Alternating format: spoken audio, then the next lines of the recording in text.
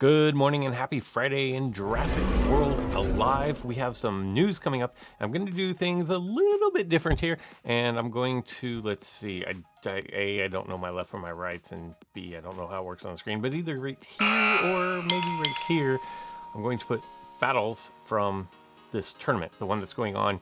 You have rares, epics, no hybrids, anything goes, boost, levels. It's going to be not fun for the vast majority of players in this game because, quite honestly, if you don't have levels, if you don't have boost, you are pretty much handicapped on what you can do.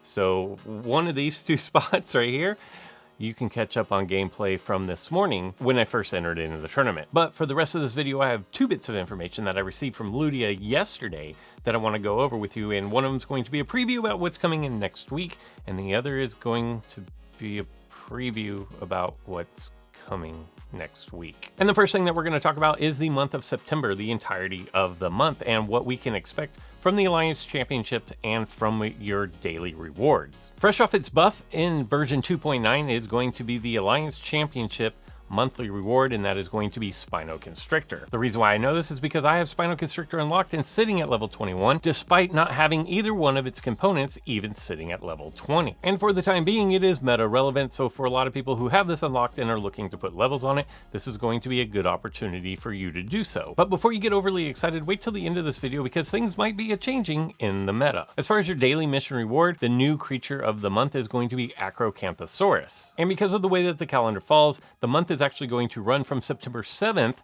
until October 4th. And part 1A of this video is going to be a preview of what is going to be happening next week on your map, and it is going to be the Fast Fleeting Week. The email goes on to say, this week will feature creatures with the highest speed and creatures with the ability to leave the battlefield. The event will run from August 30th to September 5th. Stay tuned for the weekly event calendar on our social media pages for more details. The creatures you can find at special event supply drops are going to be, as far as the commons go, Velociraptor, Dinochirus, Dinokyrus, and Tanicolagrius. As far as your rares, Arctops, Gorgonops, and Oviraptor.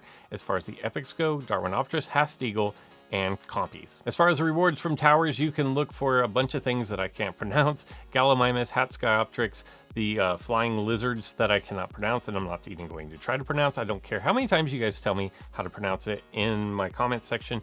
It still does not make sense to my simple brain. Ornithormimus, Quetzalcoatlus, Compies Gen 2, Darwinopterus, Pachycephalosaurus, and the dodo. But that's just part 1 of this video because I do have new information about version 2.10.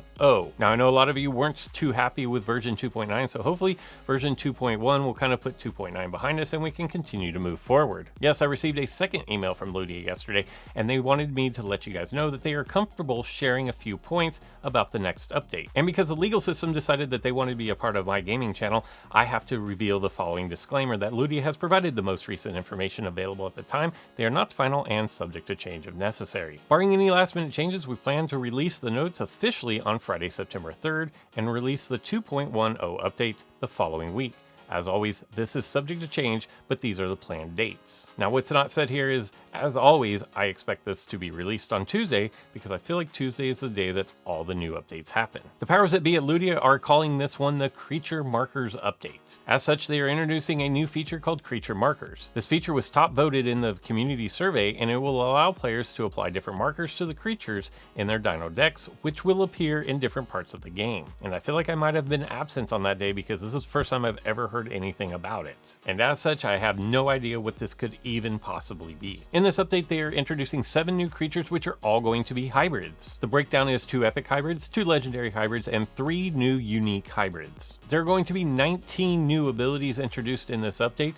One of the new feature abilities is called Lethal, Rampage, and Run, which will be an ability to be used by one of the new unique hybrids. Lethal, Rampage, and Run sounds like it's going to drop Bleed as it does a rampage damage and then leaves the battlefield.